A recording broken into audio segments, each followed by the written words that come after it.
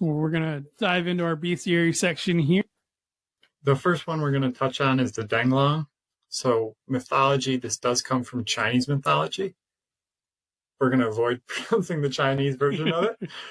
It's really at the top of the food chain, and it's known to be able to take on 5 dragons at one time and is often depicted feasting on their heads. Its trial of worth is a demonstration of righteousness. It is actually considered tier 3, so a tier below dragons. And it is fable-born, so it's born from a falling star that strikes a mountain.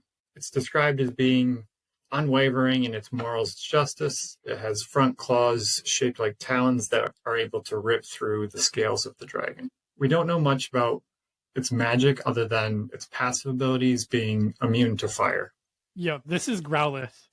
Yes. This is totally Growlithe. And when it gets bigger, after it's been spotted, it turns into Arcanine, and I will fight my die on that hill. It's a true form. Yes. True form is Arcanine. He's a good doggo. Yes. All right. And then the next mythical creature we're going to go over today is the Doppelganger. The mythology comes from Germany, and a doppelganger is German for double goer. It was said to be a wraith and an exact spirit double. And these were signs of bad omens because when you've seen your doppelganger, it's supposed to imply your imminent death. Their trial of worth is a deadly question that is asked by the mother of all shapeshifters, and we will not elaborate on that until we get later on in the series. This is a tier 2 confirmed, so we've gotten some confirmation with the tier of this particular mystical creature. Its reproduction is progeny, so it is again created by the mother of all shapeshifters from bodies who fail her trial of worth for the mimic. Their evocation is able to confuse and muddle thoughts.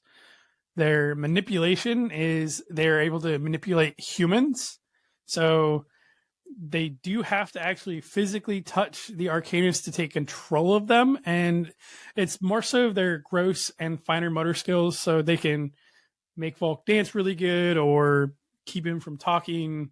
Their augmentation, they can alter their appearance in any way to include their arcanist mark, so they can change into any human appearance that they see. They cannot change into animals, but again, any human form, and they can naturally hide their magic against magical detection. So again, mimics wouldn't be able to sense that magic.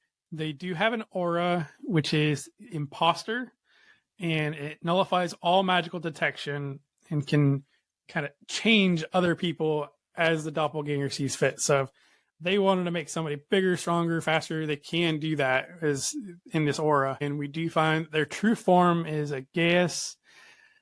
They must understand the nature of human beings, and this is meant to be a riddle from the mother of all shapeshifters. Additional Eldrin that we are going to be talking about later are Grifter Crows, the Chamrosh Stone Golems. So we are not forgetting of them. We're going to add them on later. And I want to thank everybody for listening, and just want to remind everybody that we post our new episode every Wednesday morning around 11 a.m. Eastern Standard, 10 Central. And for those that are out on the Pacific Ocean, 8 p.m. Pacific Standard Time. We are podcasting on all platforms that podcasts are played on. We're also on YouTube for video, and we want to make sure we give our thanks to our editor, Dan Mackison, for including pictures and links to everything. And if you want to reach out to us on Google, we are at frithguildpod@gmail.com, or Facebook or other social medias at Frithguild Podcast. Pretty much, we own the market on at Frithguild Podcast. So if you look us up like that, you'll find us somewhere. We want to thank the Frith Chronicles Wiki as well as a great resource. And again, link to everything is down below in the description section. And with that, we are ending this week's chapter, and we will look forward to hearing from you next time. Scott, you got anything else? No, looking forward to it. All right. I think we're getting close to the tourney. Close. I thought it was earlier, but I was a bit anxious for it. All right. We'll see you next time.